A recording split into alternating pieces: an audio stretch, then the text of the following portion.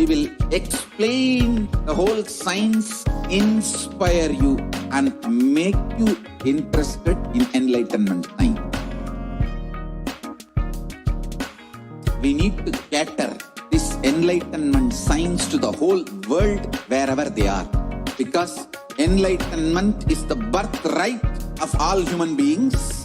Kailasa is responsible to provide that to all human beings.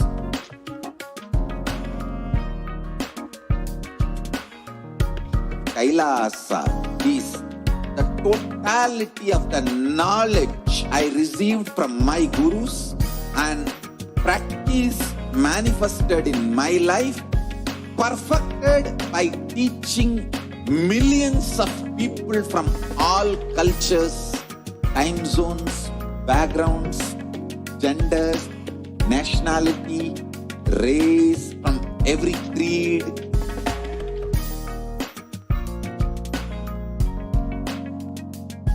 So this absolutely perfected knowledge available to you, served to you in your home without even you moving out of your couch, free of cost.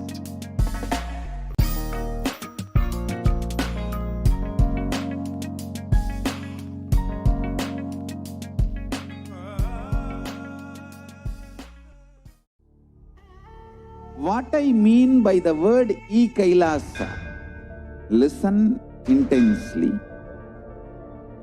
Enlightenment ecosystem, literally enlightenment itself, in your own home, wherever you are.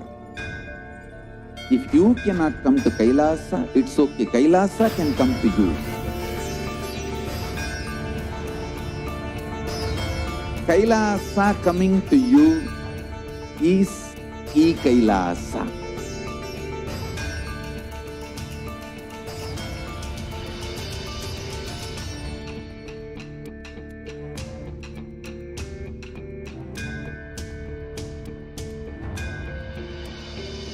I will revive Hinduism. I am a Hindu revivalist, not by any revolution, but by evolution.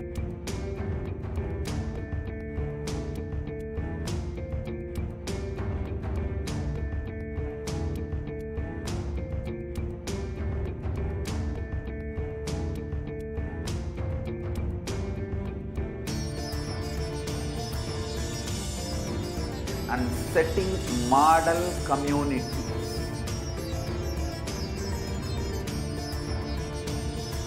Kailasas, enlightenment ecosystems, Sarvanya Pitas all over the world. Nithyananda, welcome back to viewers. So now let us understand a little bit more about the scientific evidence of how humans are affected by the planetary positions. According to current research, planets affect the electromagnetic waves, which is scientifically proven, and brain waves also are a form of electromagnetic waves, and hence are affected with the change in positions of the planets. So while we are seeing the planetary movements happening, and we've noted that science has researched how the movement of the planets actually affects the electromagnetic waves, which are also found in our brain. And the research states that in March of 1951, an American radio engineer, John H. Nelson, discovered that there was a degradation in the propagation of radio waves with respect to different positions of the planets at different angles. Now, what has radio waves have to do with humans? Well, radio waves, as we know, is a form of electromagnetic waves. Now, even the human brain emits electromagnetic waves, which are better known as the brain waves, and we can see here in these images of the EEGs from the brain waves. Both radio waves and brain waves are a form of electromagnetic waves. Here, brain waves are weaker form of electromagnetic waves, which are very hard to measure, unlike radio waves. Now, brain waves don't have any interference with radio waves which are stronger than brain waves. Now, if certain position of planets in space can cause disruption in propagation of radio waves, they can also affect humans. And it is observed that magnetic fields of Earth change daily and seasonally. This fluctuations in the geomagnetism have an effect on the brain. Thus, the geomagnetism plays a major role in the brain and body development of the human fetus and has an effect on different organisms too. The revolving planets cause solar activity, which causes geomagnetism. So therefore, solar activity is responsible for geomagnetism, which influences all biological organisms. The Earth's magnetic field changes regularly, thereby affecting the magnetic compounds in the cerebellum in similar ways during brain development, resulting in similar personality traits for those developing at similar times in similar locations on Earth, according to researchers at Yale Medical School. And this states also that complex magnetic fields not only establish the pattern of human brain at birth, but also regulates the control of it throughout life. So just as astrology shows that the planets, the planetary positions when you are born actually affects how your brain functions and how it affects you throughout your life. So here is the Shastra Pramana for Navagrahas. And it names all of the Navagrahas. And we will be seeing what these Navagrahas are and what they signify, how they can affect our bodies, our brains, and how we react to them. And there are many Puranic references for the Navagrahas and the impact on one's destiny. Stories and descriptions about the Navagrahas as well as their impact are found throughout our epics such as the Ramayana and the Mahabharata. And in the Brahmanda Purana, the Matsya Purana, the Shiva Purana, the Linga Purana, the Kurma Purana, the Garuda Purana, the Vayu Purana, and the Bhavishya Purana. And while Maharishi Valmiki has given a detailed account of the planetary positions at the time of Rama's birth, Maharishi Vyasa has sketched out many of these. And let's look at one of the references from the Ramayana. The Ramayana highlights the defeat of Ravana at the hands of Shani. Having brought the Navagrahas under his control, Ravana made them lie face down on the steps of his throne. Even Shani could not pass his spell on him as he was unable to face Ravana from his position. It was then that Narada came to Ravana and mockingly told him that the latter had no guts to face the Navagrahas, and that is why he had made them lie face down. His pride pricked him, and Ravana ordered that the Navagrahas lie on their back. This enabled Shani to cast his spell on Ravana and set in motion the events that brought about his downfall, paving the way for the final battle of with Rama. And so this ultimately led to the fall of Ravana at the hands of Bhagavan Rama. And it was the gaze of Shani that is considered the negative effect that caused his downfall. Now let's look at the Mahabharata. Dronacharya asked Duryodhana to contact Sahadeva, who was his twin brother of Nakula and the youngest of the Pandavas. He said that the Sahadeva was the astrologer and that he would be able to predict the right time for when Duryodhana would be able to win the war. So Dronacharya said that Sahadeva would never refuse if Duryodhana approached him just after Sahadeva's bath and morning puja. The teacher also informed Duryodhana that Sahadeva is extremely authentic and integrated to the science of astrology. The following morning, Duryodhana approached Sahadeva, and Sahadeva, being a man of dharma, said that he would perform his duty as an astrologer by speaking the truth. Duryodhana asked him, Sahadeva, to consult the almanac and specify the right time to start the war in order to ensure victory for the Kauravas. Sahadeva readily looked into the almanac, the Panchang, and declared that the right time would be Amavasya.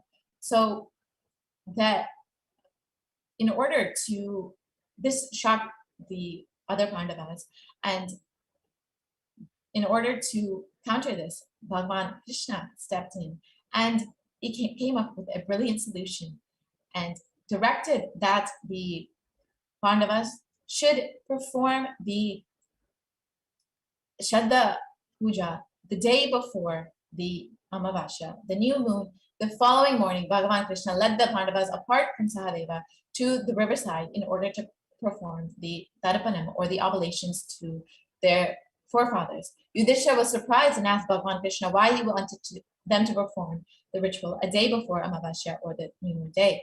And Bhagavan asked the Pandavas to trust him and to follow his commands. The Pandavas started performing the Tarpanam for their forefathers and their ancestors, and this perplexed the gods.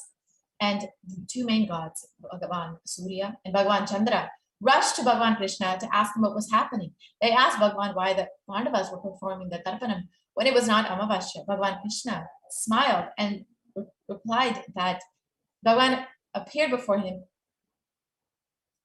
said that it certainly wasn't Amavasya before Surya and Bhagavan Chandra had appeared before him with that question. But since the two appeared together with each other, they were in conjunct, and it was Amavasya. And Amavasya was declared on that day. And the war began not on Amavasya day because they missed the Amavasya. So for Krishna, the whole cosmos had readjusted its planetary positions, and the day became Amavasya. And only an incarnation has the power to overcome the cosmos because of the space of oneness that they are establishing. Arunagiri Yogeshwara has demonstrated this in Supreme Pontiff of Hinduism's own life by bringing down the planets and teaching the science of astrology to the young Supreme Pontiff of Hinduism. So now let us take a little introduction to the Navagrahas. The Navagrahas, or the 9 planets, as per Vedic astrology, are influence our lives. The position of a planet at the time of human birth will have an influence on on the person's actions and reactions in different situations in their life. Every life, as it is has its ups and downs, but when there is an improper planetary positions, we will experience more of these ups and downs. And now let us understand who are the 9 Navagrahas, the 9 planets. Surya, which is the sun, Chandra, the moon, which in modern astrology are not considered planets, but in Vedic astrology, they are part of the Navagrahas, the 9 planets. Mangala, Buddha, Guru, Shukra, Shani, Rahu, and Ketu. And each of these grahas work for your enlightenment. Aditya, which is the sun, promotes strength and courage, health and prosperity, and relief from chronic diseases. And the temple to worship Surya is the Surya Koval. And Chandra, which is the moon, is immensely beneficial for the mental peace and charming personality. It is an excellent control over emotions and keeps your inner space in coolness. And you can worship the Chandra in the Kailasa temple. And Angarakaran is Mars and is the protector of Dharma. He controls the muscular system of the body and the circulatory system. And you can worship Mars in the Vaitishwaran Koval. And Buddha is Mercury, the planet relief from diseases related with the nervous system and body function, and grants wisdom, commercial success, and growth. And the temple for worshiping Mercury and Buddha is the Sveteshwar temple. Guru is Jupiter and is the master of all the grahas. And the temple to worship is the Apatsaha Yeshwar temple. And Shukra is Venus. Venus symbolizes love and passion. He is a giver of wealth, fortune, and luxury living, if positioned well in one's horoscope. And the worship in Venus is in the Agnishwar temple. And Shani is Saturn. He is very, and Rahu is the demon's head. And when Rahu is affected, one faces several miseries and obstacles in the way of success. And Ketu is the demon's tail and is a representation of the karmic collection, both good and bad, spirituality and supernatural influences.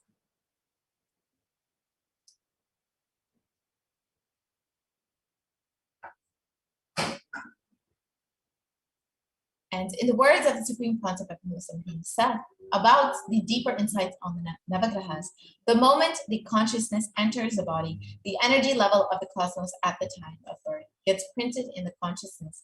Your inner space gets a print of the cosmic energy level and the position of the 9 major energy centers of the solar system.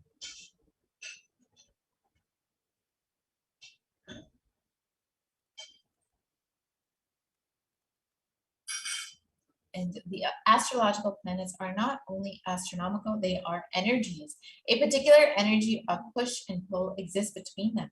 The different energy positions clearly decide the cosmic energy level during the time of birth. Based on the Jyotisha, you will be able to predict the course of life. Understand not the exact incidents, but you have the exact incidents you have freedom for. You have freedom to decide whether to sit here or not, to read this or not. Astrology manifested in the inner vision of the ancient sages and rishis of India. These yogis and enlightened beings were able to see beyond the realms of names and forms. They could feel and express the subtle reality that exists behind the cosmic phenomena. As such, they perceived the primal powers of the cosmic intelligence in the planets and the stars, and worshipped the cosmic powers within themselves as the powers of their being. By concentrating intensely on the sun and other planets, they understood the movement of the light force in their body. And by meditating on the light force, they also came to understand the movement of the sun and the planets in heavens. Through this technique called samyama, they could unravel the secrets of the universe. They brought down their understanding into a system of Vedic science, which became known as Jyotisha, the science of light.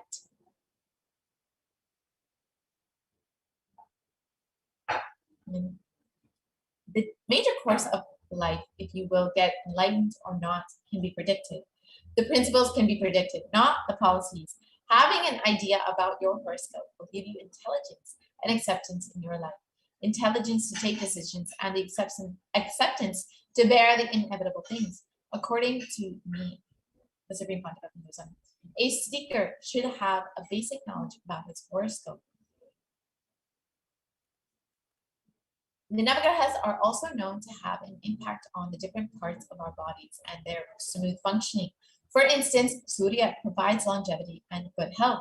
Chandra has an impact on the digestive system, fertility, and mental health. And Mangala affects the muscular strength. Buddha causes respiratory and skin-related issues. And Guru impacts metabolism, liver, and the pancreas. Shukra, the reproductive organs, while Shani associated with nerve-related issues, and Rahu and Ketu are associated with fear and phobias. And the Supreme Pontiff of Hinduism has revealed in the courtyard sessions the powerful cognitions about the Navagrahas.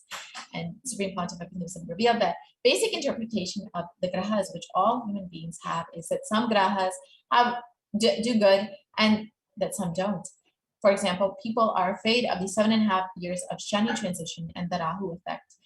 And some believe that Shukra will do good for life by bringing wealth and etc.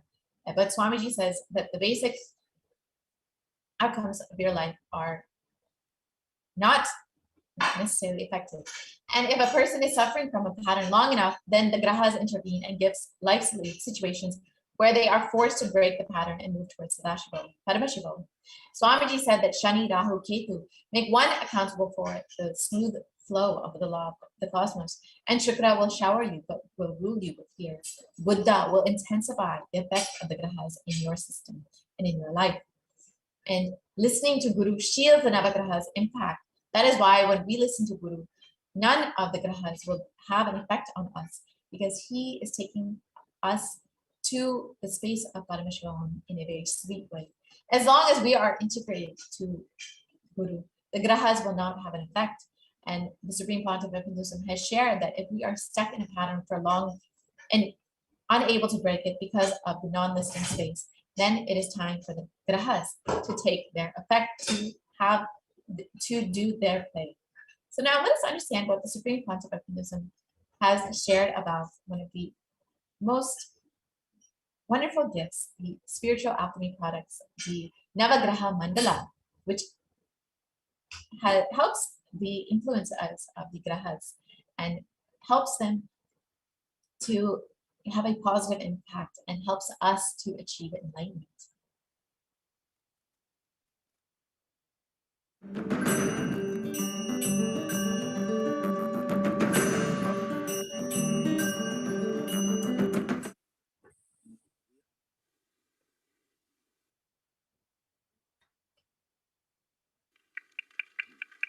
It actually represents Hindu cosmology. So, in this, please listen. In this sheet, Navagrahas are installed. In this 2D sheet, Navagrahas are installed with 3 colors. Varivadivu, Olivadivu, Kurivadivu means in the form of mantra, in the form of figure, in the form of symbol. Varivadivu, Olivadivu, Kurivadivu. These are trikalas. In the trikala means is in the form of Navagrahas, in the form of symbol, and in the form, actual form, and in the mantra. 3 shapes they are installed, and each one of them are installed in one garbha. Their life is installed in one garbha. So 9 garbhas are on the plate. Then this represents 11 dimension. This 3 layer length, breadth, depth dimension. Inside 9 garbhas are kept representing 9 more dimension. The 11th space cannot be given in matter. It will be given to you as an initiation. So understand, this represents 9 Navagrahas and 11 dimensions. Sadashiva talks about it in Kamikagama, and Shastra Pramana we have, and Apta Pramana also we have. Tirumular, a great saint, he talks about it. Because in this the Trikala means the line form, visual form and mantra form. All 3 are there. It can be considered as deity, and you can even do puja to it. In mandala, the visual form will never be there usually. But in the Navagraha mandala, it is written, the visual form has to be there. Because the visual form is there, now it is equivalent to a deity also. Not only a spiritual alchemy product, deity also. But you don't need to, there is no compulsion of maintenance. But if you want, you can worship. It is equivalent to an energy of a deity. It will nullify all the evil effects of grahas on you, and it will keep you very pleasant and complete with grahas. So naturally, they will not behave with you like a sadist. They will inform you, support you, and evolve you. See, I tell you, all the 9 grahas have been given a command by Sadashiva. Making every being experience Sadashivatva is their responsibility. Either by giving you right experience or wrong experience, they educate you to manifest Sadashivatva. Now, they will make it more easy for you. That's all. There will not be rude shocks, surprises, collapsing, waste of time, all that. So it will keep you in the space of completion with grahas.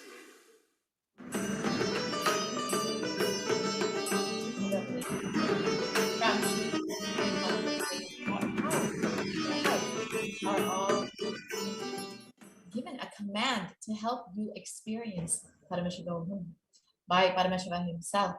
And when you have Paramashiva as Guru and the blessings of Paramashiva, you will be absolutely protected.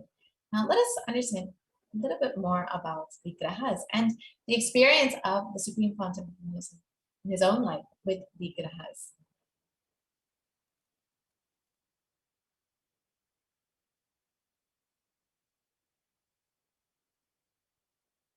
The Supreme Pontiff of Hinduism revealed a very powerful cognition from Paramashiva about being humble to the grahas. So now let us understand what exactly that powerful cognition is and how we can use the grahas to benefit our life.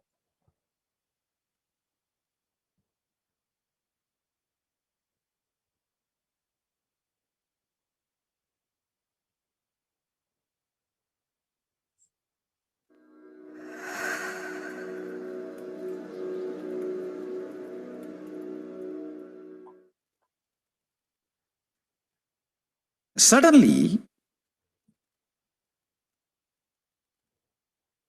maybe the reasons known only to him, he decided to teach the whole science of Navagrahas, showing directly the grahas to me.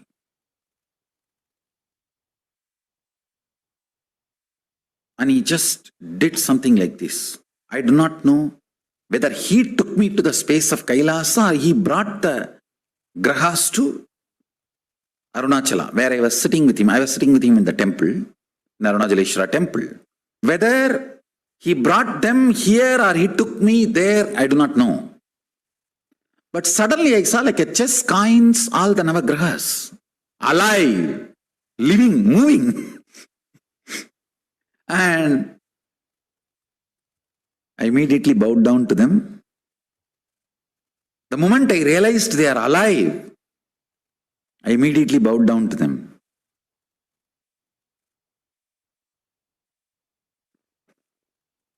Then he started talking about every graha and explaining who holds what energy and who does what responsibility, and the whole science he transmitted into me, the whole knowledge of Jyotisha.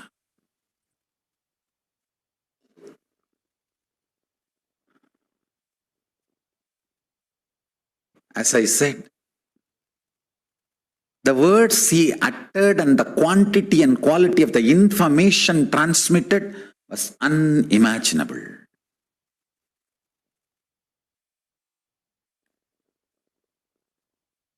He also taught me an important sacred secret. If you can bring a powerful cognition in you and do dharana, dhyana, samadhi on that powerful cognition and be humble to the grahas, understand? Humbleness pleases the grahas. Humbleness makes the grahas happy with you. Yes. And that was a beautiful story from Supreme Pontiff of Hinduism himself about how Arunagiri Yogeshwara brought the 9 planets, the Navagrahas, down to in front of him just to teach him the science of Jyotisha and to transmit that knowledge, and how the Supreme Pontiff of Hinduism imbibed the powerful cognition that being humble to the grahas pleases them. So now let us hear a little bit more about the experience of the Supreme Pontiff of Hinduism with Arunagiri Yogeshwara, his very own guru, who taught him the science of Jyotisha, as we learned in the last video, and about the Navagrahas and the experience that the Supreme Pontiff of Hinduism had in Tiruvannamalai.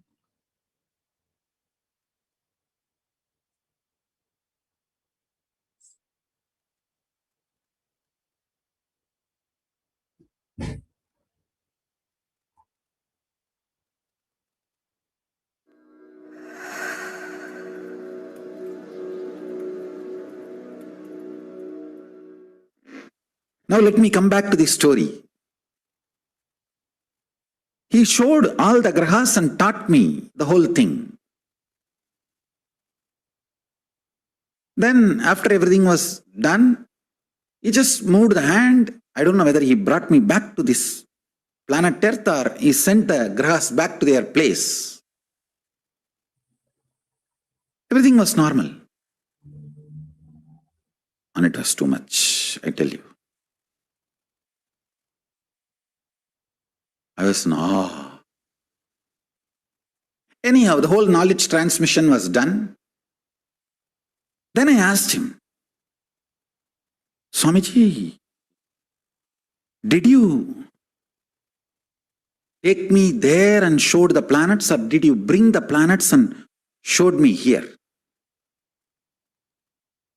He laughed and said, hey, I brought them here. See, I saw 9 stones on the floor. He was laughing. He was trying to tell me that, hey, through the stones only I taught you, I brought them here. I said, then what was happening there? If the grahas are not there, what would have happened to the world, planet Earth? If somebody looks up, if the sun is not there, what will happen? He laughed and said, I froze the time. Nobody was allowed to look up. Please understand. I am telling as it happened. That's why I told him, please, you reveal, you utter the right words. I wanted the whole thing to be integrated. In integrity, with integrity. Let complete integrity be maintained with Paramashiva.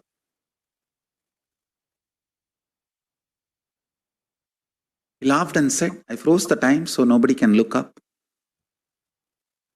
Till the whole thing was happening, it was too much.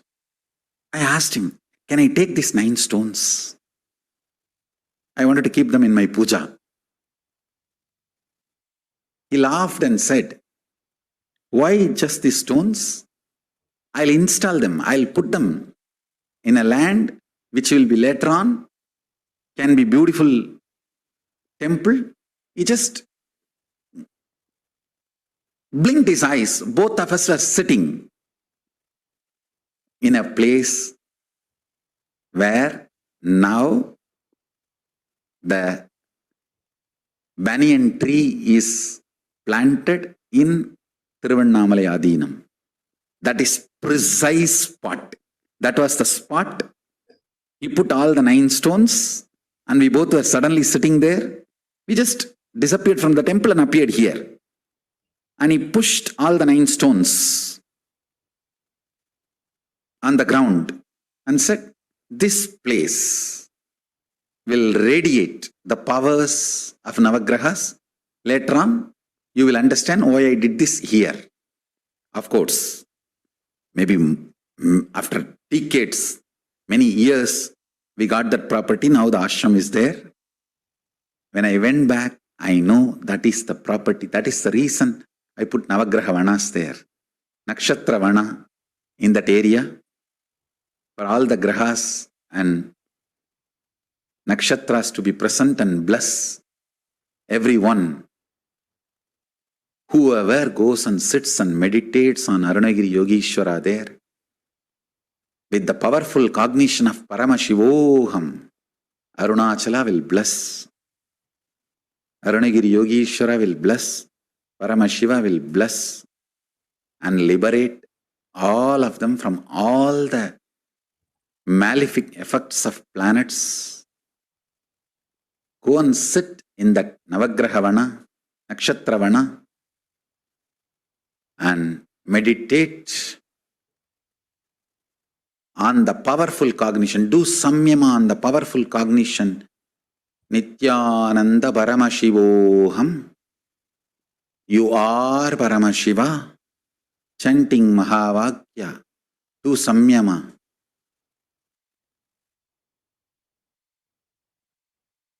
And be humble to Navagrahas. Be humble to Navagrahas. You will be blessed, liberated. No malefic effects will touch you. You will be free from all malefic effects and you will be only blessed and supported and blessings will be showered on you.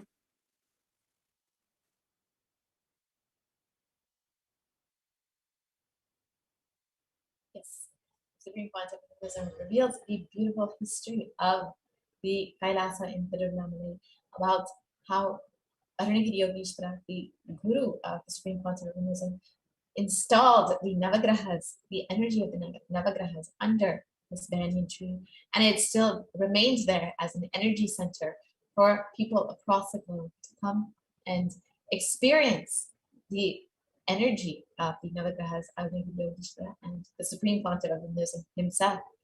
And now let us understand what the Supreme Pontiff of Hinduism has revealed about the gods, and that in Hinduism, numbers are gods and are associated to the grahas, the planets. So let us understand the science.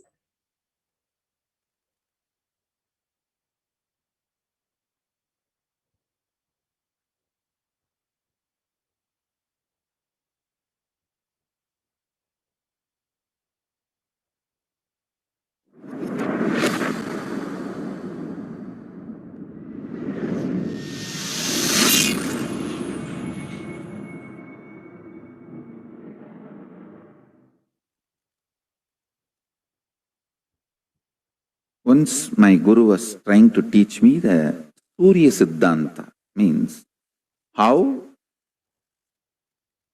the Panchanga can be predicted and penned down.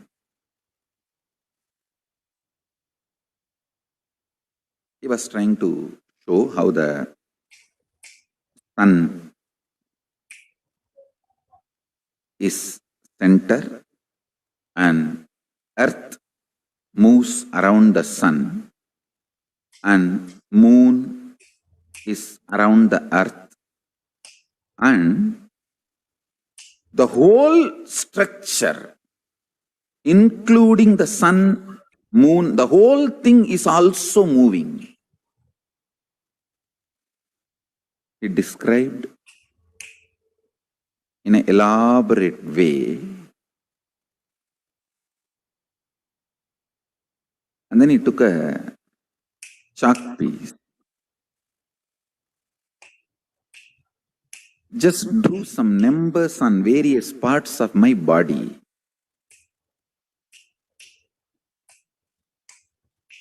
The numbers belong to each graha, is directly connected to our internal organs. Each graha influences one of our internal organ heavily. And he drew that numbers on my body, and he drew that same numbers on external, on the floor, explaining how when those grahas change, when those stars move, regular cosmic happenings like Amavasya, Purnima, how those things should be predicted are calculated. That is more like a calculation. It's not even prediction. But its influence on the humanity need to be predicted. Its influence on the individual's lives need to be predicted. My gurus were trying to map this whole science and explain this to me. I think almost the core fundamental structure of Jyotisha and Surya Siddhanta I am trying to explain. Chandaha padautu vedasya astau kalpoda patyate jyotishamayanam chakshur niruttam shrotramuchyate sikshakranam tu vedasya mukam vyakaranam smritam. This is a very traditional verse. In any Gurukul they will chant this and make you repeat. It's a description. 6 angas of the Vedas in Veda Purusha's body. Jyotisham ayanam chakshu, meaning Jyotish Sastra is considered as eyes of the Veda Purusha. From this we understand that the Vedic astrology is as old as Vedas, or in other words, does not have beginning, anadi. This Shastra is also called Hora Shastra. Hora is an abbreviation of Ahoratram, meaning day and night. It means it is the systematic study of time and its components and parameters and its influence on physical, chemical, biological existence of what we know as life. Listen.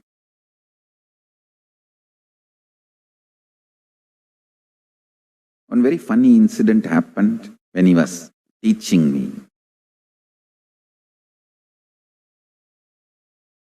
I was so intensely immersed in his teachings. He was showing me, hey, this is Surya. This influences your brain thinking system. This is Rahu. He influences your liver. The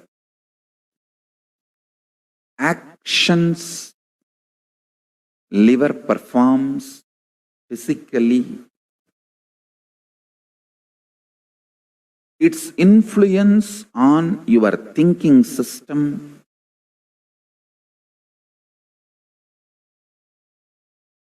everything.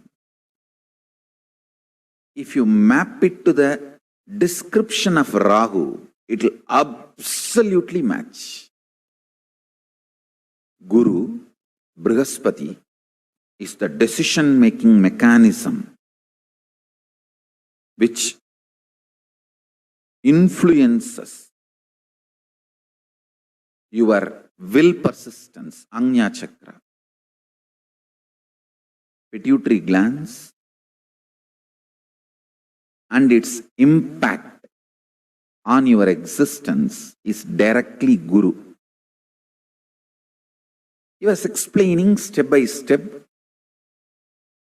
how each of these grahas and their numbers and how they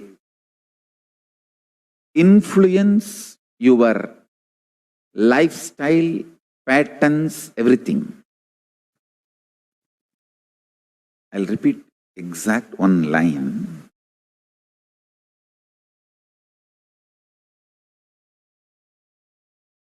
He was touching that Rahu description of how he was describing Rahu and touched my body. Infused that Rahu energy in my liver. I could see immediately so much happening inside me.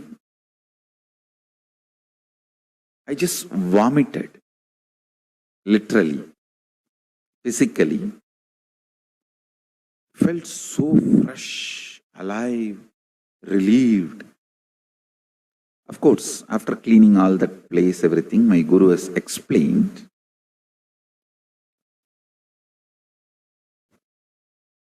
Eera nerpatta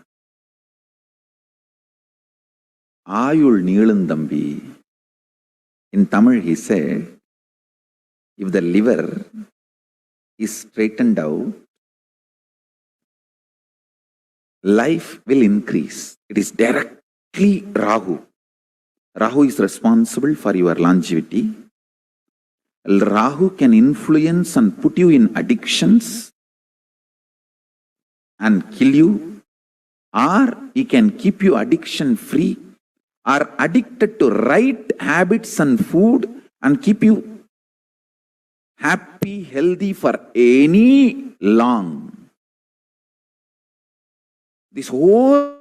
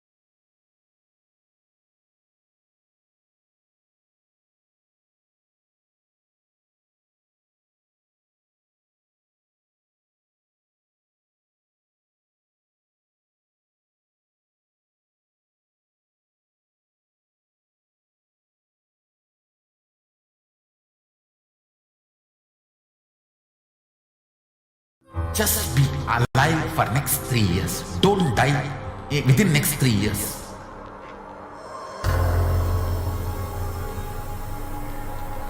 Just don't die within next 3 years. Be alive. Somehow be alive. I'm working sincerely. I will reach you somehow. Somehow I will reach you. It's my commitment to humanity.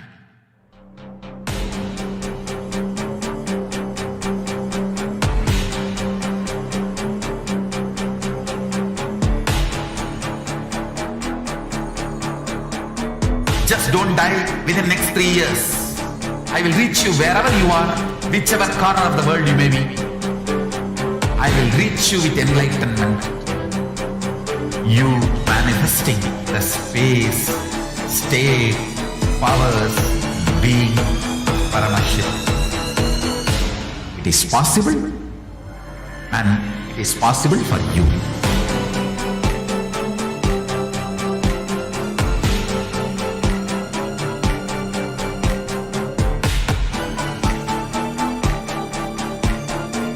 Paramashivam will reach you with enlightenment science. I know he is going to do the job. Just be alive for next 3 years. Nothing else.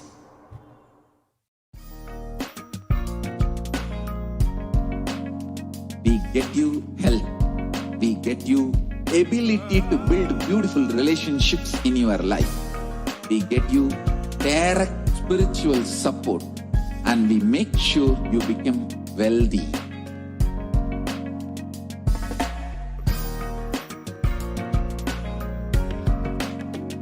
We won't stop giving you just good life. We will literally not stop till you live enlightened life. Manifesting the state of Paramashiva, space of Paramashiva, powers of Paramashiva, being of Paramashiva.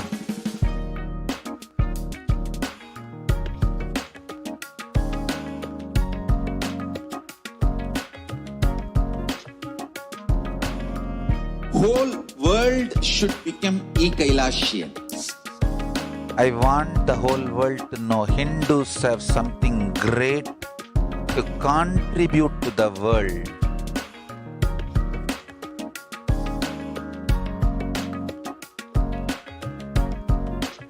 We have something great to contribute to the world.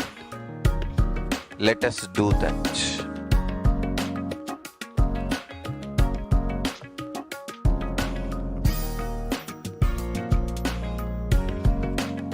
Kailasa is proper customized spiritual service helping you to identify your root patterns of suffering.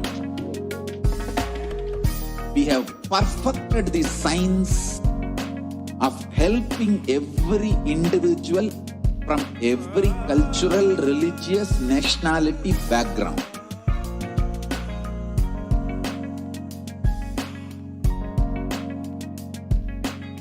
You will have lowest reactionary assumptions, highest awakened response, alive response for life continuously.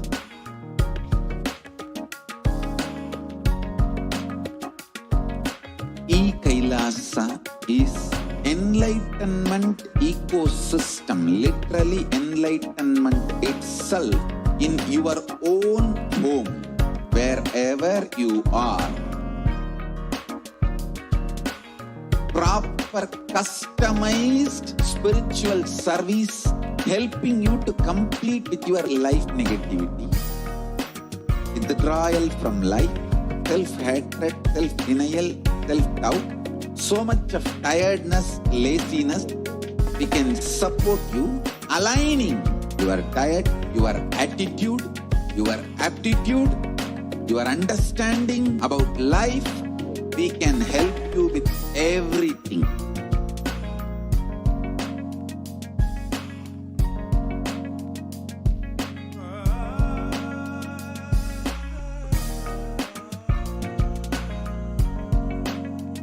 If you are interested in enlightenment, we will immediately bring this to you. If you are not interested, we will explain the whole science, inspire you, and make you interested in enlightenment science. We need to cater this enlightenment science to the whole world wherever they are. Because enlightenment is the birthright of all human beings. Kailasa is responsible to provide that to all human beings.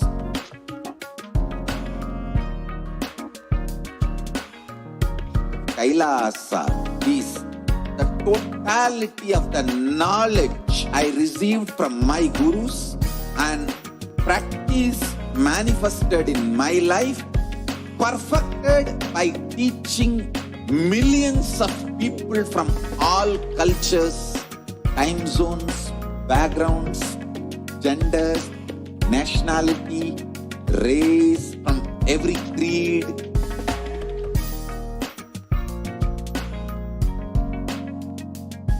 So this absolutely perfected knowledge available to you, served to you in your home without even you moving out of your couch, free of cost.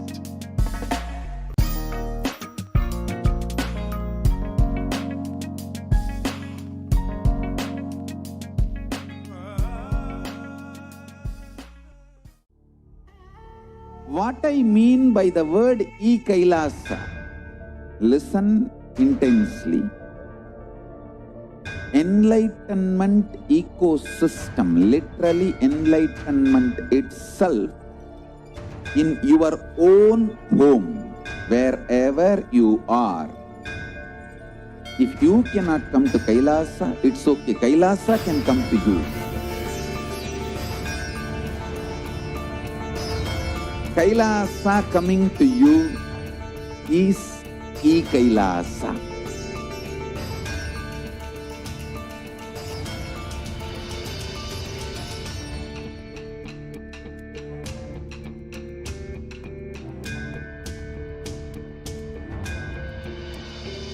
I will revive Hinduism. I am a Hindu revivalist, not by any revolution, but by evolution.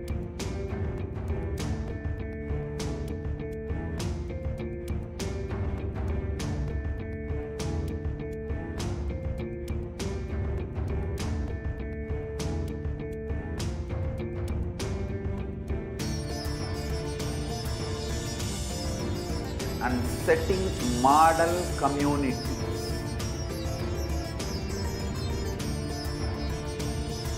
Kailasas, enlightenment ecosystems, Sarvanya Pitas all over the world.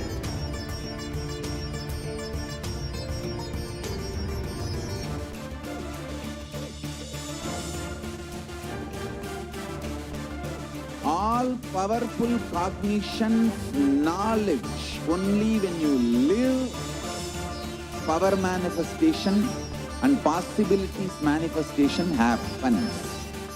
This is a fundamental truth.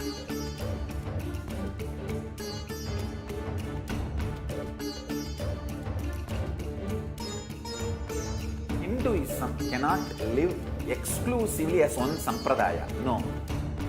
All sampradayas of Hinduism is an ecosystem.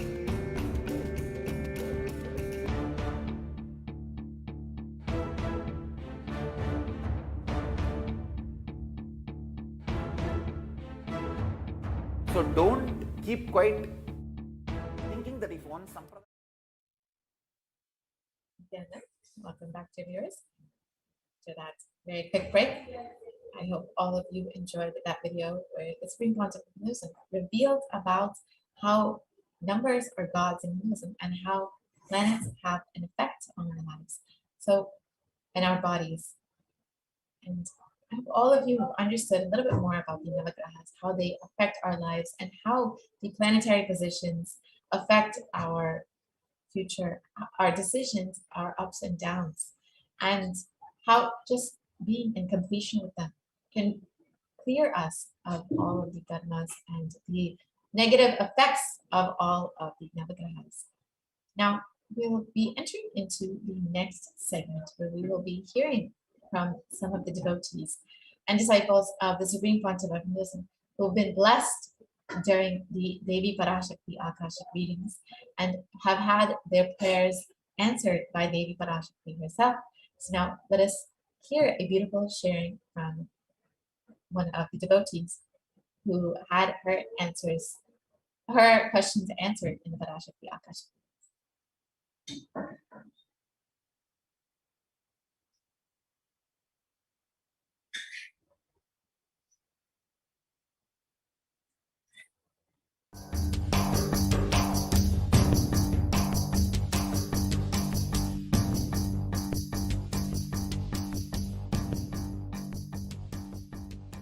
So next we have one of the names that if you have been watching Devi Parashakti Akashic reading, you would have heard one of the names where Devi has called so many times is Ma Serene Shia.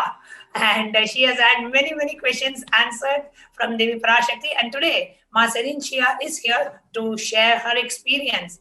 And I think she got a beautiful spiritual name from the from Devi Parashakti herself. So she has a new name, but I'll have her come and reveal it. And so she's going to share in Chinese, and we have a Chinese translator also joining us to translate what Serene Chia is going to be translating. So thank you so much, Ma Serene Chia, Nithyanandam, and welcome to Nithyananda TV. And thank you for joining live today to share your experience.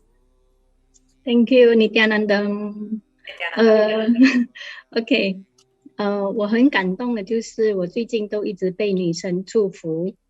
那在她祝福之后呢，我觉得我内在的深层恐惧，就是对金钱啊，对那些物质，对房子的不舍得，全部的恐惧都挖出来了。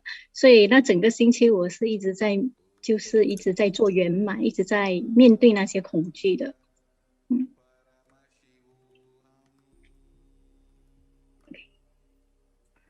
Okay, she's sharing that she's feeling very touched that she's been receiving blessings from Devi Parashakti. And this really helped her with her inner deep fears about wealth and her properties. Because recently she's been doing completions about all these fears. Okay.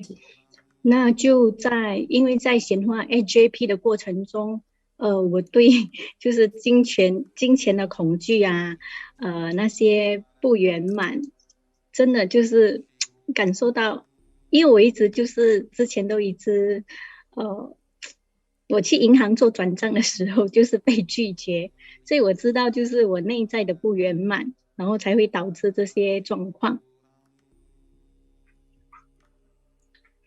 So she's telling about her fears during the process of manifesting SJP.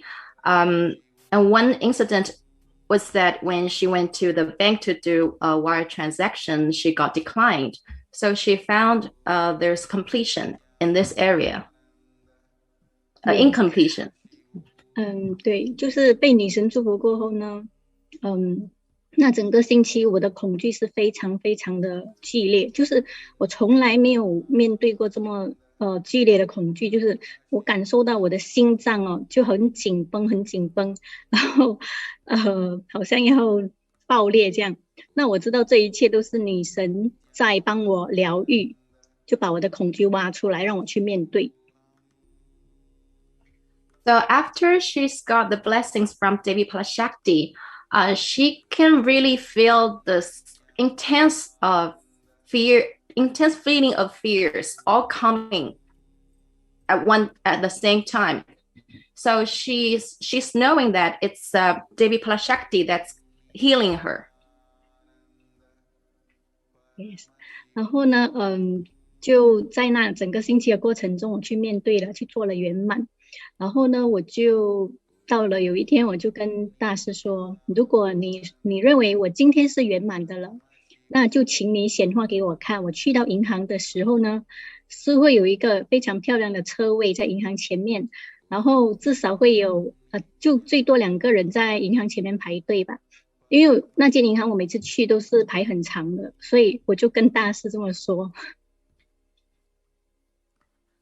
Okay, because of the this intense fear that she's feeling after the receiving of the blessings from Devi Parashakti, so she did the completion with the fear, and then she asked Swamiji to show her a sign that she can do this wire transaction. She asked Swamiji to show her that when she reached the bank, there will be a nice parking place in front of the bank, and there should be only 2 people in line at the count.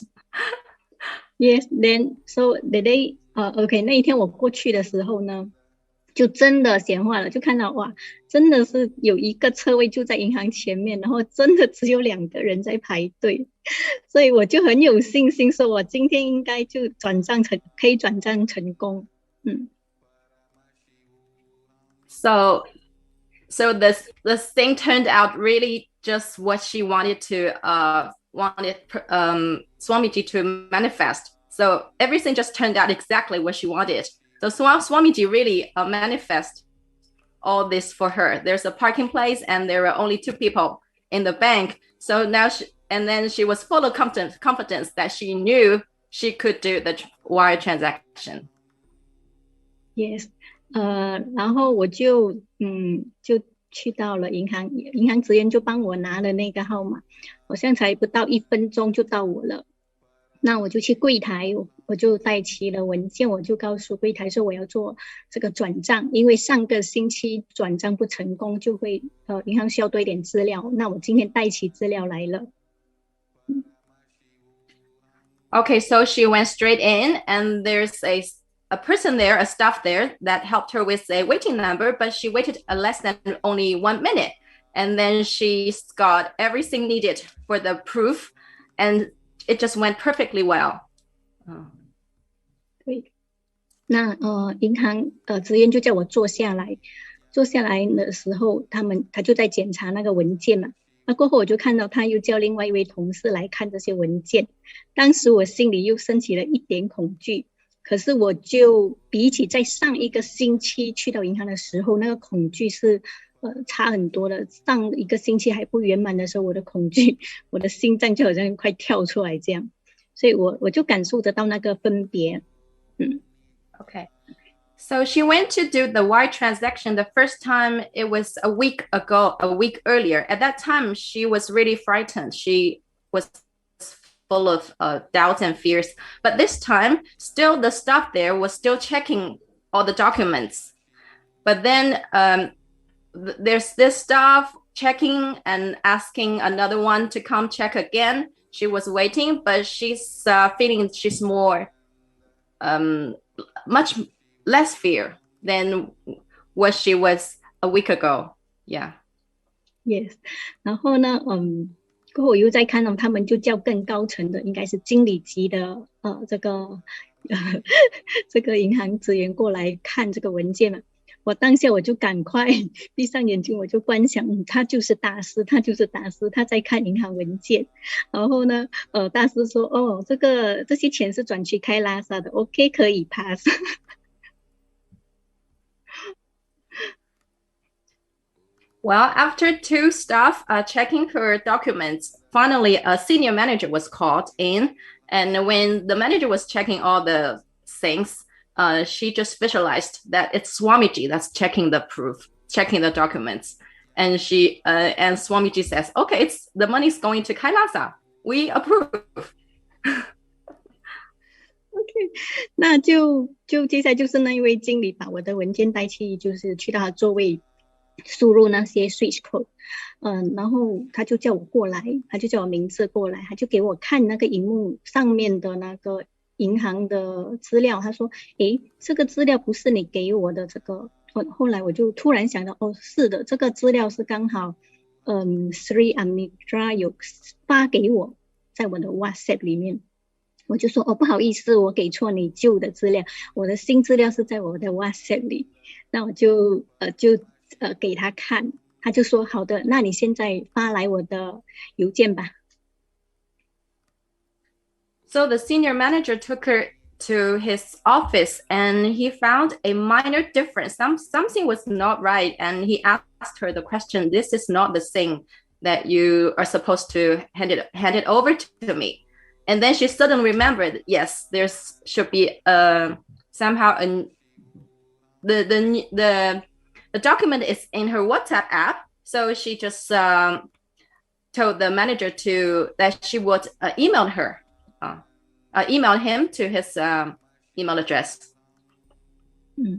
那我就觉得很神奇，因为通常银行是不会直接给我们他们的邮件的，通常这样的情况他一定会叫我你再回去把这个文件打印出来再倒回来吧，但这一切都没有发生，我就觉得好惊讶。So what she found surprising is that usually the banks in Taiwan, they would ask you to go back home and collect everything again and come back. But this time the manager just directly gave her his email address. So it was really easy this time.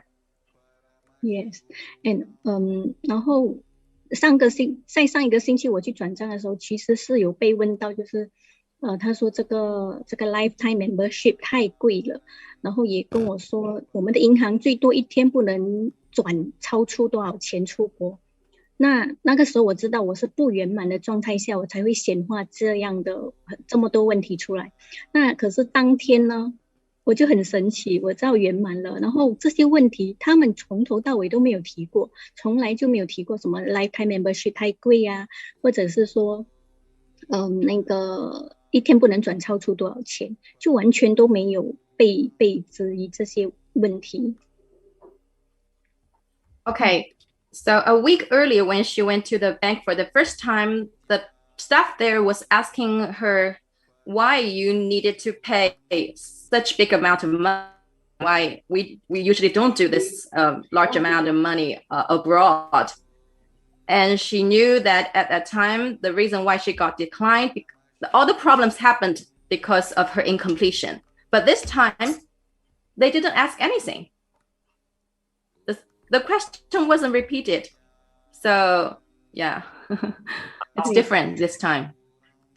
然后呢，还有一个就是之前本来我有想过要换银行的，被拒绝过后的上个星期嘛，后来我想其实是我内在不圆满嘛，即使换银行你不圆满也是不会成功的，所以我决定就是去做一个实验嘛，就是在你圆满的状态下，你回到同样的银行，我觉得就不会有那么多问题，所以我就坚持我不换银行，我倒回同一间银行，然后我就要做这个实验嘛，就要做大师所说的，你内在圆满的话呢，你的外在的那些逻辑啊根本都不会运作。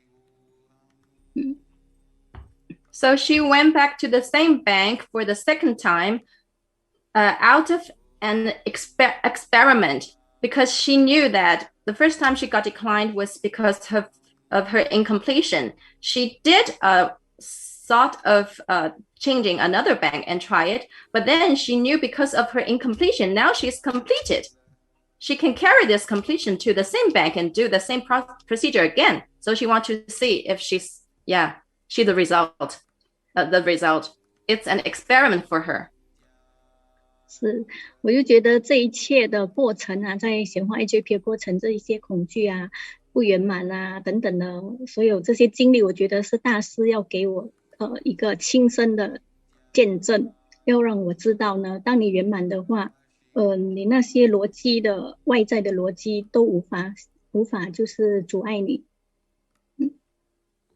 So now she knows that it's Swamiji really wants her to experience her fear, her incompletion with fear. And now she realized that when she's completed, no more logic can stop her. 是的，所以我也很感谢，就是在女神的祝福下呢，我有感受到内在空间的不同，就是好像怎样说呢，就是除了把我的深层恐惧带走，然后还就注入了比较多爱的能量吧。然后因为我今天觉得我突然有一个想法说，诶，我最近好像更爱大师了，我最近好像不容易不这么容易发火什么的，好像就是我感觉就是女神一直在祝福我嘛，我觉得是女神知道我可能从小到大都觉得自己是被冷漠的，不被爱的，可能她知道我缺爱，所以她就一直一直的祝福我，注入爱的能量给我。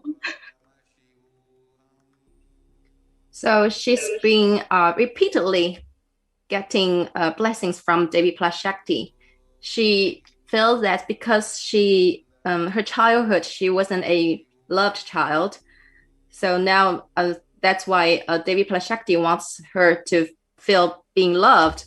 And now she feels that with the blessings, her inner space has changed. She's now full of love. And now she's got deeper connection with Swamiji as well. Deeper love towards Swamiji as well. Wow, beautiful, ma'am. Yeah， 然后我也要感谢，就是在我 AJP 显化的过程中，一直鼓励我、一直帮助我的老师，如马帕拉梅莎、马安丹迪尼，还有马凯拉萨，很感谢他们一直鼓励我，没有放弃我。然后我也很感谢自己没有放弃。Now, finally, she wants to thank all the volunteers that's supporting her through all this SJP manifestation. And she's feeling lucky that she didn't give up, and she's made it. Wow, beautiful, ma. Wonderful, Sarinjay. It was a very wonderful, very touching sharing how just the space of completion manifests so much in us, and how once the space shifts to the space of completion, how everything outside just reflects that space of completion. It is a beautiful sharing, ma Sarinjay. Thank you so much for coming live and sharing your experience with us today. Thank you, Ma. Thank you, Katie. Thank you. Thank you, Nityanandam. Nityanandam.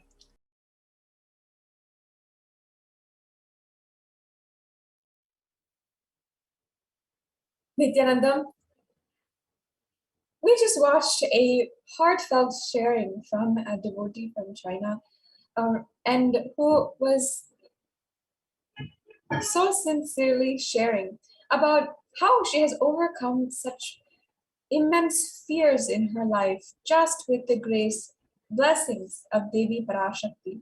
One of the interesting things that I find here is that Swamiji, transcending all language barrier, he is able to simply connect anyone, move anyone to the point of melting with devotion and simply being able to connect with them. That itself shows that this is not any kind of superficial spiritual knowledge. This is the language, speaking the language of the very soul, and being so immensely connected with every being, connecting every single being. Now, we're going to be entering into the next segment, which is finding that very connection and deepening that very connection with the offerings to Devi Parashakti. Today, with the offerings, each and every one of you will be able to understand and find and experience a new realm of gratitude. Gratitude is something that we do not take seriously. We don't even experience in our lives other than one day in a year, Thanksgiving Day, after which we immediately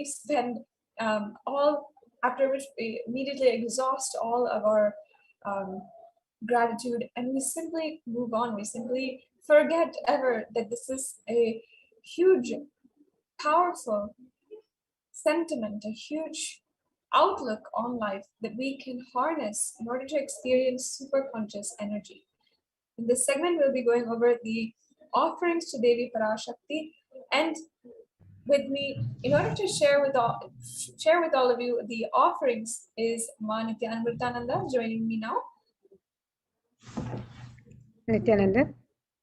Yes. So now let's get started into the offerings to Devi Parashakti.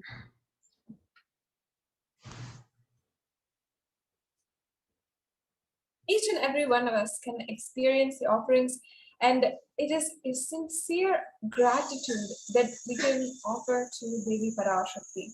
The first offering we have here is the Hindi offering, which you can offer for any amount, anything that you feel is appropriate, anything that you feel you want to make right today, and you're comfortable with, you can offer, and you need not feel any kind of hesitation or any kind of reluctancy for offering how much ever you want today.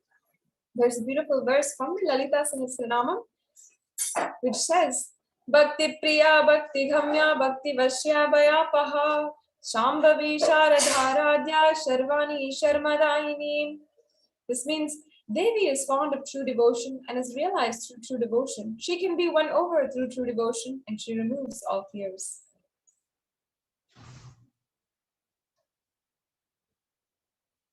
If there is any fear that's bothering you, that is putting so much of weight on your heart, Devi Parashakti is simply able to remove that fear. It is stated that Devi likes to be worshipped in autumn. And here it's not meant the autumn of our lives, but when thoughts turn more and more inwards and the role of the divine is known and understood clearly, the need for Devi worship becomes stronger. In this verse, Shambhavi means the consort of Lord Shiva. Sharadharadhya means worship by Sharada or Saraswati. Sharvani means wife of Lord Shiva. And the Linga Purana says that Lord Shiva is actually Sharva in his earth form. And Sharmadhayini means Devi who bestows happiness on devotees. You can offer your gratitude in any form and any amount that you'd like to through this Egundi donation. Anytime that we go to the temple, it's a part of our custom and tradition to offer the Egundi donation. In the same way, this is brought to you in a digital format through this Egundi. So you can offer this, and we'll be going over the steps how you can offer and what are exactly the different ways that you can offer in the logistics of the whole offering in a later time. So stay tuned for that.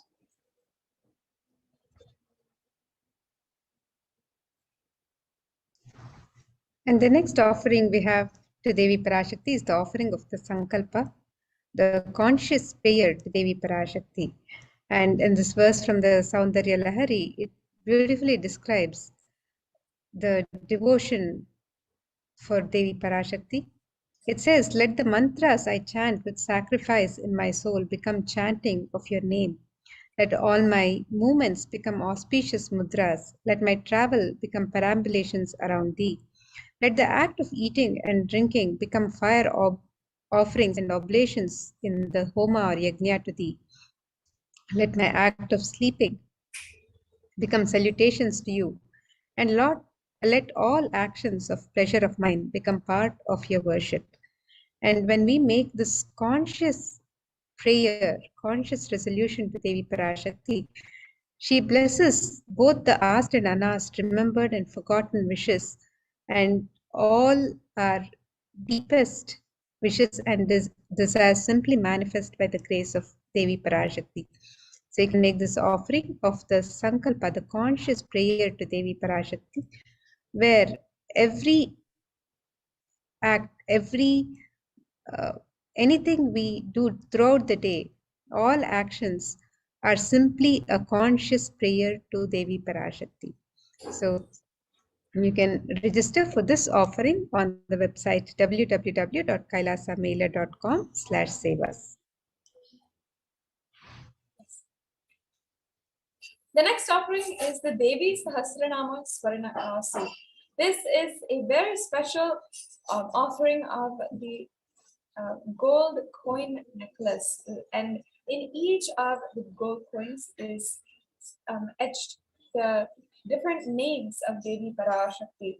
And in this offering, we're chanting the Sahasranamam, the Lalita Sahasranamam, and we are able to offer out of our gratitude, invoke all of the inherent qualities of Devi Parashakti, all the auspicious qualities of Devi Parashakti inside of us. This gives us the blessings to awaken the multiple divine feminine conscious attributes and all of the powers.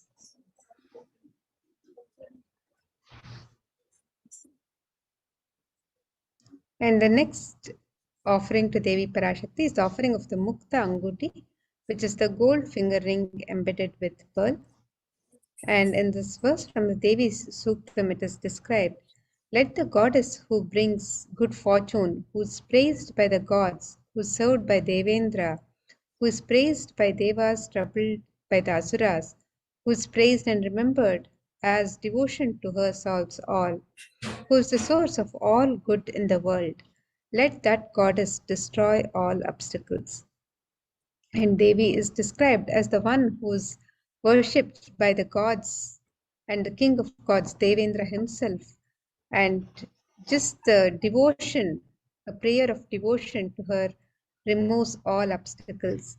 So you can make the offering of the Mukta Anguti, the gold finger ring embedded with pearl, as your token of love and gratitude to Devi Parashakti, and receive her blessings for protection from all dangers and fears. You can register for this offering on the website www.kailasamailer.com/savas.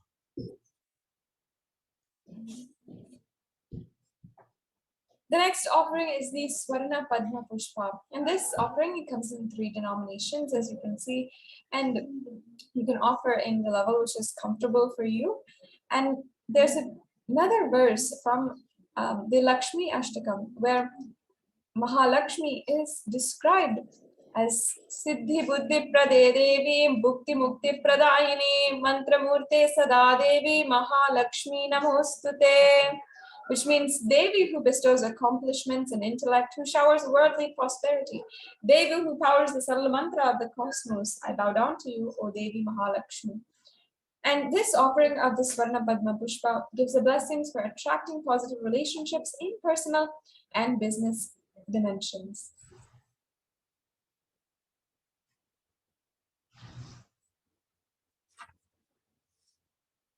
And the next offering to Devi Parashakti is the offering of the Swarna Metti. And this is the offering of the gold toe ring to adorn the sacred lotus feet of Devi Parashakti.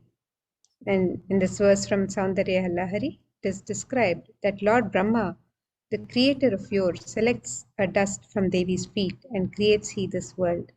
The great Adi Shesha, with his 1,000 heads, somehow carries a dust of your Devi's feet with great effort, and the great Lord Rudra takes it and powders it nice and uses it as the holy ash. So even the sacred, even the dust from the sacred lotus feet of Devi Parashakti is said to have such immense power to bestow the blessings on the devotees. And by offering the Swarna Metti, the gold toe ring, to Devi Parashakti, you can be blessed with the life of leadership and all auspiciousness and blessings from Devi Parashakti herself. So you can register for this offering on the website www.kailasamailer.com/sevas.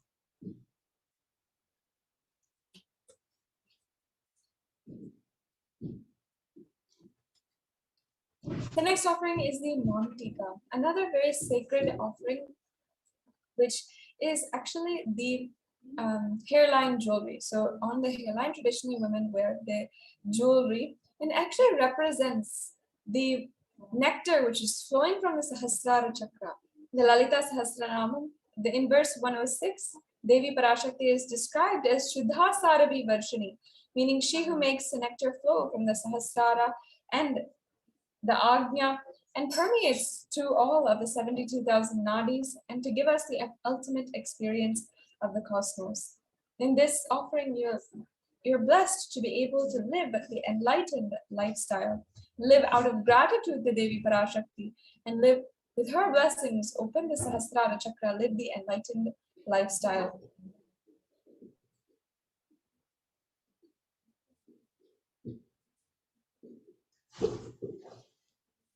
And the next offering that you can register for today is the Pratyaksha Pada Puja, which is the sacred ritualistic offering of gratitude to Guru. And you'll have the opportunity to offer this, to make this offering directly to the sacred lotus feet of Guru on the 28th of December, which is the Avatara Dinotsava, the day of the Jayanti celebrations, the day of the happening of the avatar himself.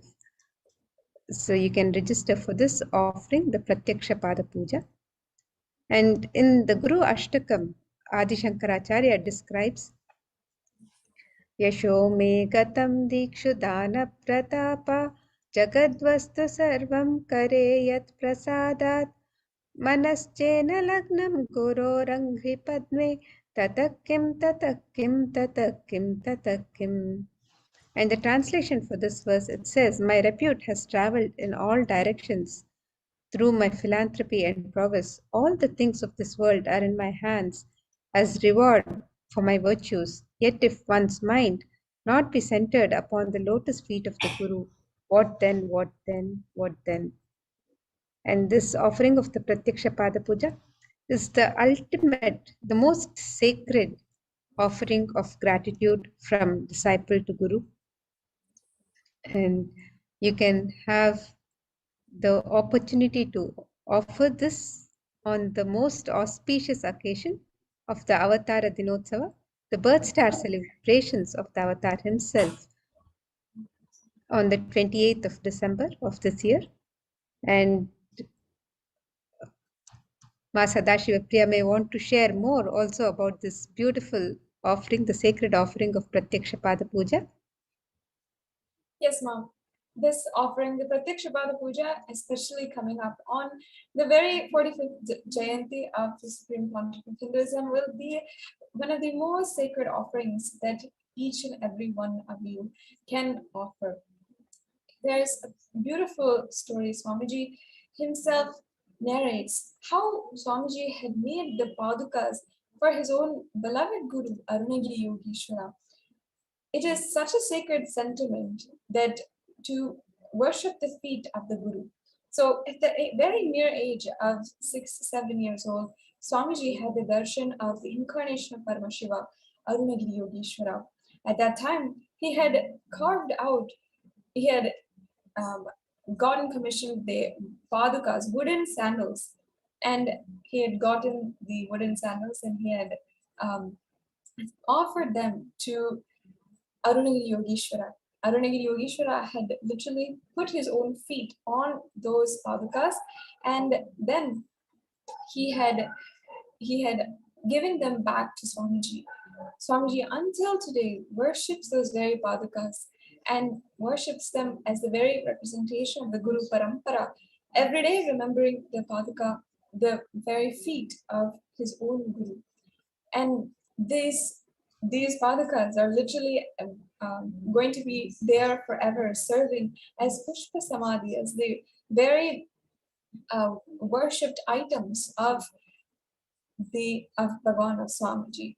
So even Swamiji himself has such immense respect, such immense devotion to Arunagiri Yogeshwara, to his Guru, and continuously through just narrating the entire darshan, entire 9-month period that Swamiji spent with Arunagiri Yogeshwara, Swamiji has initiated millions of us into the sweetest path to enlightenment, the Guru-disciple relationship.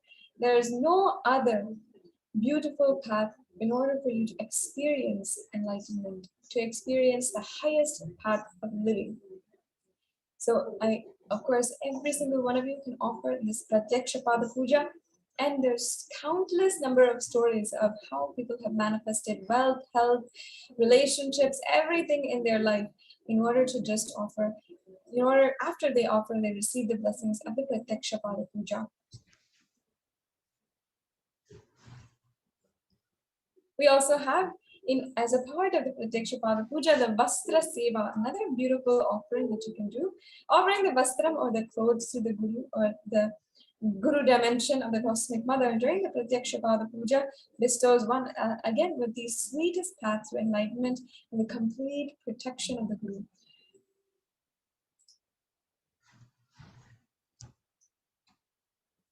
Yes, so you can register for all of these, the various traditional offerings to Devi Parashakti, and also the sevas, the traditional sevas, the Pratyaksha Pada Puja and the Vastra Seva. You can register for all of these offerings on the website www.kailasamailer.com/sevas. And here we have a summary of the various offerings. The e-hundi offering can be made in multiple currencies and any amount as you wish to offer. The Sankalpa chanting is the conscious prayer to Devi Parashakti, which you can offer on the website. The Devi Sahasranama Swarnakasu is the offering of the pure gold coin, each coin embedded with one of the sacred names, the 1008 sacred names of Devi Parashakti. And this offering can be made in 3 different denominations and any number of coins as you wish to offer. The Muktanguti is the offering of the gold finger ring embedded with pearl, which you can offer in 3 different sizes. The Swarna Padma Pushpa is the gold lotus flower, which also you can offer in 3 different sizes. The Swarna Metti is the gold toe ring to adorn the sacred lotus feet of Devi Parashakti. The Swarna Mang Tika is the gold hairline jewelry that represents the overflowing nectar from the crown center, from the Sahasrara Chakra. And the Pratyaksha Pada Puja is the most sacred ritualistic offering of gratitude to Guru. So it's Pratyaksha Pada Puja and the Vastra Seva, which is also offered in conjunction with the Pratyaksha Pada Puja. You can register for all of these offerings, the ornaments and sevas on the website www.kailasamailer.com/sevas.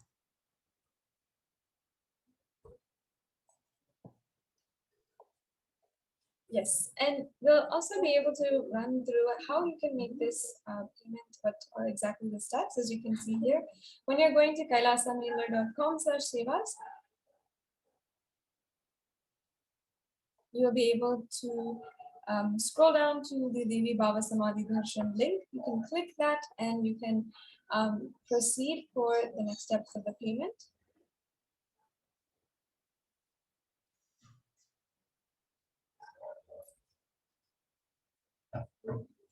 Yes, so for the e-hundi offering here, as you can see, you can make this offering, and as Mahamrita was mentioning, you can make this offering in any currency, in several different options of currencies.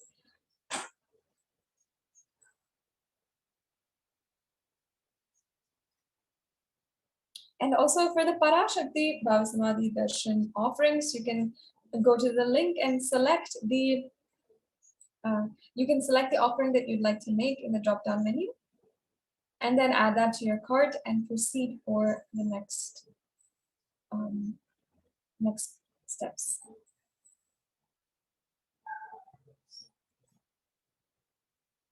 So yes, as you can see, you can register for all of these offerings on the website www.kailasamailer.com/sevas, and you can also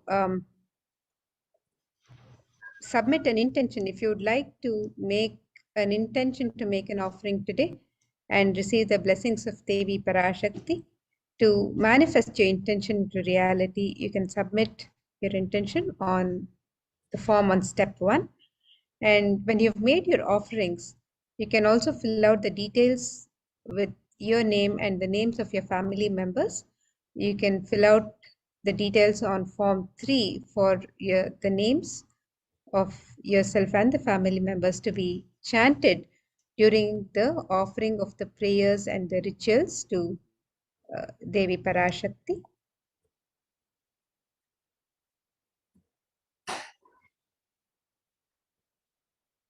Yes, and also inviting all of the viewers who are watching with us right now to join us on the day of the solar eclipse, this December 4th. The timings of the solar eclipse are 10:53 a.m. to 3 p.m. IST, Indian Standard Time, on the 4th of December.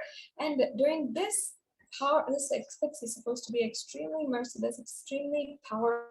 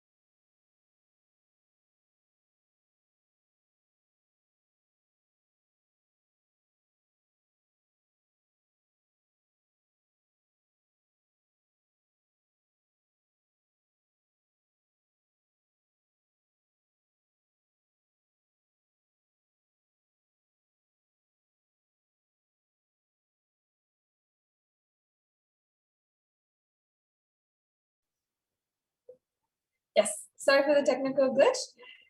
As you can see, you can sign up for the and register for the solar eclipse program, which is going to be happening from 10:53. This is the exact timings according to the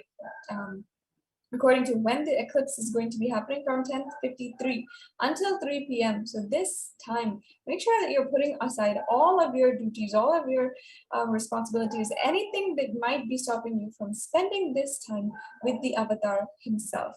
Make sure that you are ensuring to spend a few minutes now, and you can make sure that you're planning to spend this time on the 4th of December, which is just a couple of days away, and you're putting time aside. Make sure that you're enriching as many people as possible, whomever you think would understand, would want to be a part of this event, and you can ensure that you are joining us live on this time. The Supreme Pontiff of Hinduism has said that this time, especially with the avatar, if is spent with the avatar, is the highest possibility for enlightenment.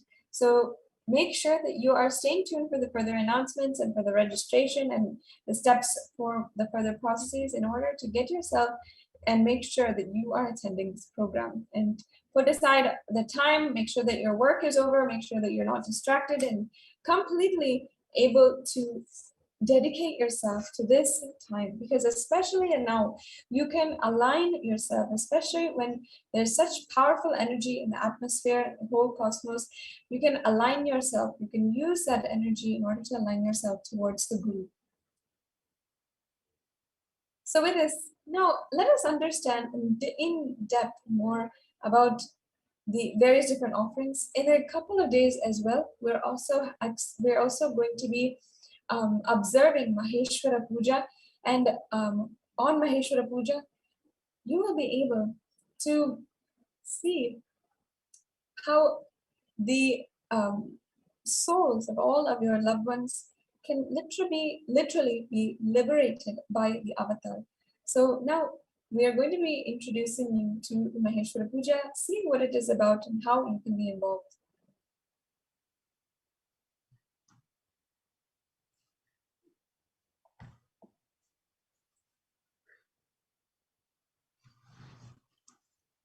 Yes, so let's understand more about this sacred ritual of Maheshwara Puja that is offered in Kailasa on every full moon and new moon, the Purnima and the Amavasya.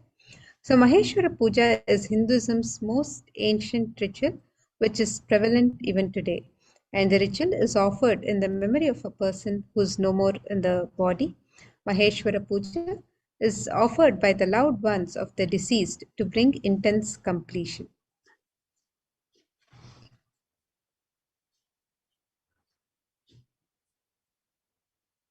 During the Maheshwara Puja, incarnations complete with the departed souls. They literally complete those souls.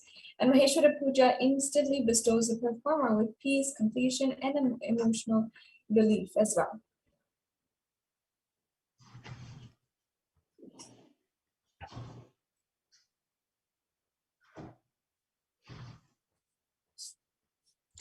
And completion means living and acting without any hangover of past incidents, words, actions, or memories.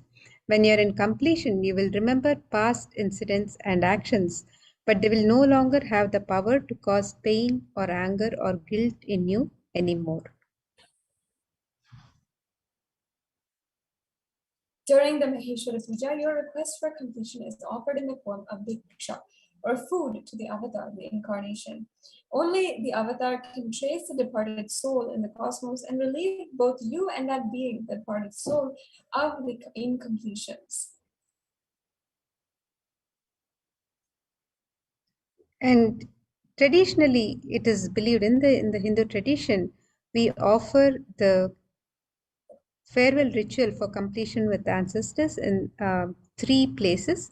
So the tradition says that both Gaya, in Gaya, where Buddha became enlightened, where Bhagavan Vishnu's feet are worshipped, the place is well known for the energy of Pinda Shraddha for completion with the departed souls.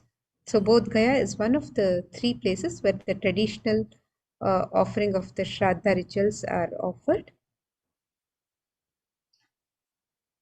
Another place that the tradition says that these farewell rituals are offered is Bhadri. In Bhadrikashram, Bhagavan Kalabhairava himself receives Brahma Kapala holding Brahma's skull, receives the pinda and offers it to Bhagavan Vishnu on our behalf. And another place that you can offer the farewell ritual is Aman Sarovar near Kailasa in the Himalayas.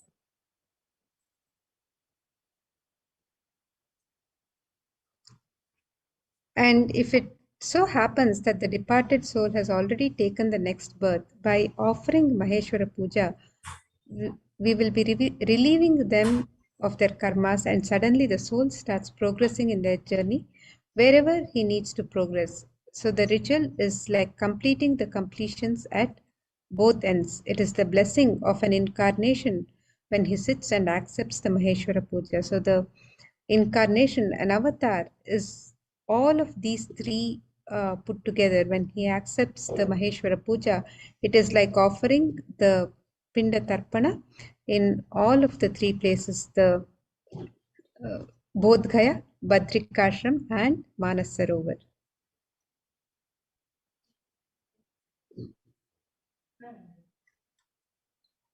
And the river,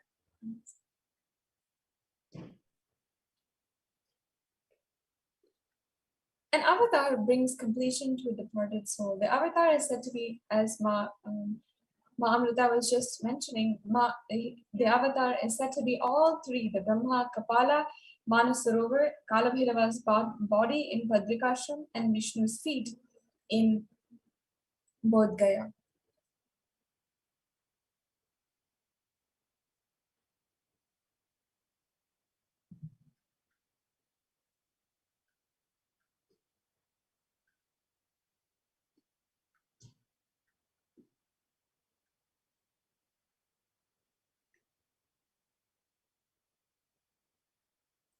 So let us understand the Maheshwara Puja ritual as offered in all of the Kailasas.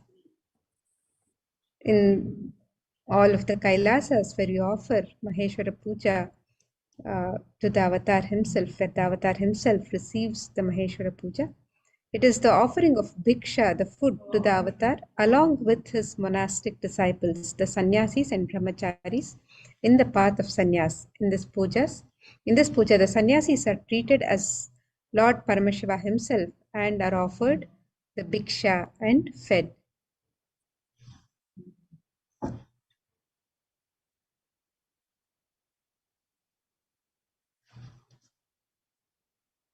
And tradition says that offering food to the avatar is equal to feeding 10,000 people who are hungry.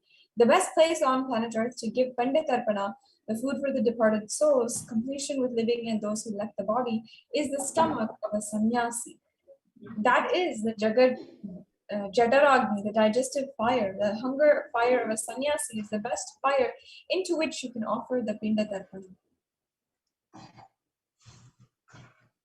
In the Soma Shambhu Paddhati, the Shraddha Vidhi, the 3rd verse says, Lingino Brahmanadyascha Shraddhiyah Shivadikshitaha.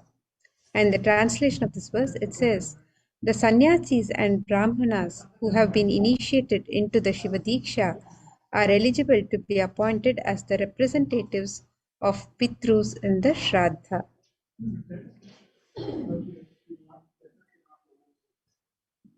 The Shraddha, ritual for offering to departed souls, reaches the Pitrus, the departed ancestors, directly. Maheshwara Puja is 1,000 times greater than offering any Shraddha or any Pinda in any river, any water body, any lake, any holy land, or any holy place. The reason being that sannyasis intend only to have enlightenment, having renounced all other desires and needs, so serving them with intention of completion brings about the same effect in the departed soul and helps them attain enlightenment. The tradition says that one morsel of rice offered and served to an avatar liberates up to 7 generations up and 7 generations down the heredity of the Maheshwara Puja participant.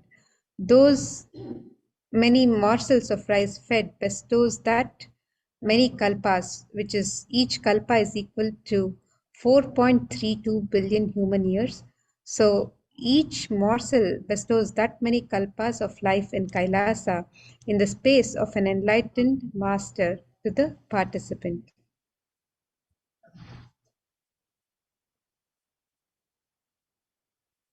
In the Supreme Pontiff of Hinduism, Jagat Guru Mahasanidanam, His Divine Holiness Bhagavan Paramashivam personally receives Bhiksha and food offering. Using the astronomical chart or the provided photograph of the departed soul, the Supreme Pontiff of Hinduism brings completion to not just unfulfilled emotional, verbal commitments, but also anything you are insensitive to them.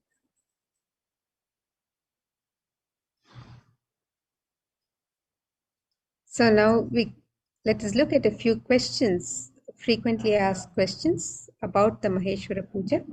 So one of the many questions is if we can request for Maheshwara Puja for anyone. And yes, Kailasa will conduct the puja on your behalf for anyone in your family who has either had a natural or unnatural or premature death.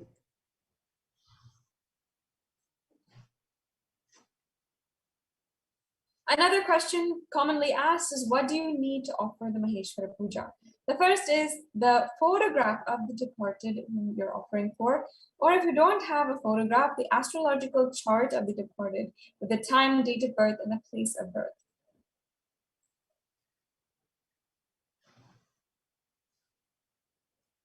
And another question is if the Maheshwara Puja can be offered to help a soul which has committed suicide. Yes, only Maheshwara Puja can bring the departed soul to rest in peace. If you have any close family or friends who have committed suicide, Maheshwara Puja will greatly help the soul in its journey. And another question, what is the difference between Shraddha and Maheshwara Puja? In Maheshwara Puja, completion is for both you and the departed soul, so their next journey is free of karmic baggage. Maheshwara Puja can be conducted only in the presence of the avatar, who can connect to the departed soul in the cosmos.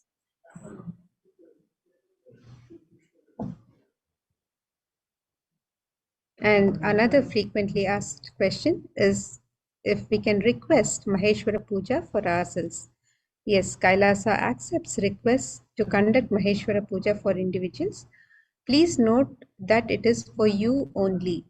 Kailasa cannot conduct Maheshwara Puja for your family or friends who are in the body. If you are offering for your family or friends, it can be only for family or friends who have left the body. Or you can also offer for yourself as an individual.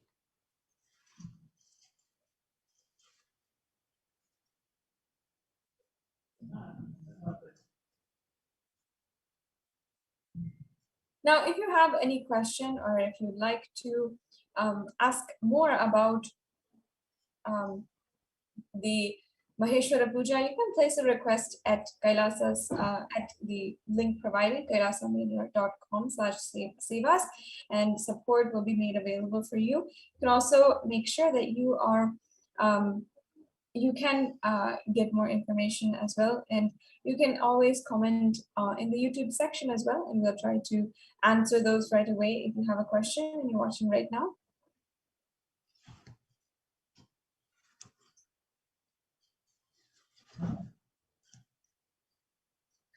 And if you'd like to register for the Maheshwara Puja, you can also visit the website www.kailasamailer.com/sevas, and you can scroll down on this page where all of the upcoming sevas are detailed, how you can register for upcoming sevas, including the Maheshwara Puja. And you can register for the Maheshwara Puja by following the steps as detailed under this link. You can fill out your details of offering and also upload the pictures of the people you are offering the puja for. So you can register for, yes. Yes, go ahead, Ma. And also, if you have an intention to offer Maheshwara Puja, either now or perhaps in the future, if you feel there is a better date for it, or you're not feeling that you can do it so right now, you can always submit an intention. There's also, under the Maheshwara Puja, you can go to step 1, which is submitting your intention. And you can fill that form out in order to just submit the intention and ensure that your intention, your declaration is made. Once that declaration is made, that's enough for you to be able to manifest what all you need in order to offer the Maheshwara Puja. Especially upcoming now, the next Maheshwara Puja will be around the time during the solar eclipse. In this time, it's a very, very auspicious and powerful time to offer the Maheshwara Puja, offer this to the avatar, and avatar will be able to liberate all the karmas and the souls of the people on behalf of whom you're offering. And Devi Parashakti has also revealed greatly about how the Pitrus have such an immense connection to each and every one of us, that even when people have passed, whether it is our fathers, mothers, or great grandfathers, whatever it is, once they are reached in the Pitru Loka, whatever is in their biomemory and they're not able to move forward, usually they are stuck due to some incompletion in their biomemory or muscle memory. And that same biomemory, muscle memory, those same emotions and thoughts that they have will be residing inside of us. And that same place that we are stuck will be where the Pitrus are stuck and unable to move forward into the next body. Even offering the Maheshwara Puja can literally complete that. And you will find a breakthrough in your life and a breakthrough and you'll see, of course, that the breakthroughs happen in other ways as well. It's beyond your comprehension because you don't know. You can always see your patterns. You can always see, okay, I have anger, I have jealousy. These might be very obvious and very, gross incompletions and emotions that we go through. However, deeply inside of us, very subtle incompletions might be empowering our negativity inside of us without even our knowledge. We might not understand, we might not be able to pinpoint why we are feeling angry or why we are feeling jealousy out of nowhere. We might be doing so much of completion, but it never comes down to the root. We're not able to address the root of certain patterns. And the answer might be just in the Pitruloka. It might be something that our ancestors have gone through. Our ancestors have done it because of their biomemory. We're also going through at the moment. And it's only an avatar who can literally clear that away and be able to liberate you and your whole family, your past 7 generations, and be able to let them move on and align themselves towards the journey of enlightenment. Let them go on to the next body if they wish, or if they want to relax in the space of enlightenment, relax in Kailasa. And the Supreme Pontiff of Hinduism, even nowadays, with so many souls having been lost due to the COVID pandemic, as well as natural disasters, and so much of war happening, has been continuously offering the Maheshwara Puja now. And especially in the last 2.5 years, we've been seeing how the Supreme Pontiff of Hinduism has been continuously offering the Maheshwara Puja, making available this service of Kailasa to the whole of humanity. And all of the pain that people are going through, there's so much of grief that people go through due to losing a loved one, and the pain that is still going on due to so much of death that is happening. Swamiji is completely relieving that, liberating all those souls and allowing those souls to move through, to have the next breakthrough through this Maheshwara Puja. So I invite each and every one of you just to consider, even if you're not offering for another person, you can offer for yourself.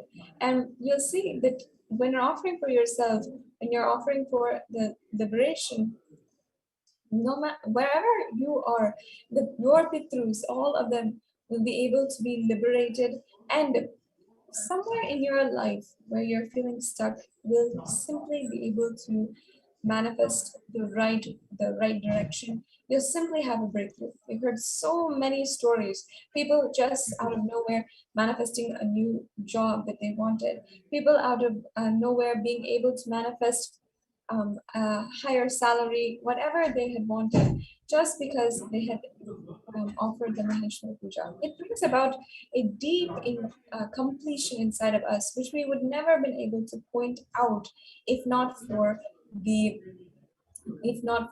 just the completion, the breakthrough that Swamiji gives.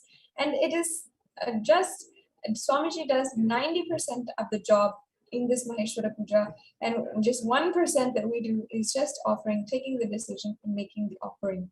And that's all. After that, Swamiji takes care of everything, moves the entire universe so that that breakthrough is happening and the liberation of that soul happens. It's such a gift that we can do for ourselves. So I invite each and every one of you to offer the Maheshwara Puja. It's coming up in just a couple of days on the and you can make sure that you're offering this time, especially as it is occurring on the solar eclipse day, when the energy in the universe is so powerful. We can harness that energy and be able to align it towards our ultimate goal. Yes, and there's a beautiful story also in the Hindu tradition, Mad, where there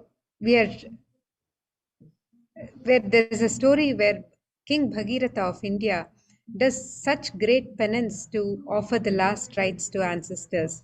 And traditionally, the last rites are offered in the river Ganga. And I just wanted to share a bit of this story for our audience, where we understand how such a great penance that needed to be performed, and now it is also being made available through the Maheshwara Puja for all of us. So river Ganga, which is considered as a river that was only in the higher lokas, it was only in the Kamandalu of Brahma, it was the water of energy of existence, and Brahma had to Bhagirath had to bring down this sacred river to planet Earth to liberate his ancestors, because his forefathers, his Pitrus, had been cursed by a rishi and they had all died. They had been burnt down and reduced to ashes. So he was begging for a way to do something to liberate them. And so it is described in our Puranas that he prayed to Lord Brahma, he did penance to Lord Brahma to arrange to bring river Ganga to planet Earth. And then Lord Brahma, and after the penance, Lord Brahma says, now you have to pray to Bhagavan Paramashivam. And they tell him that whole planet Earth may be washed away if Ganga lands on planet Earth, because planet Earth cannot withstand the speed of Ganga.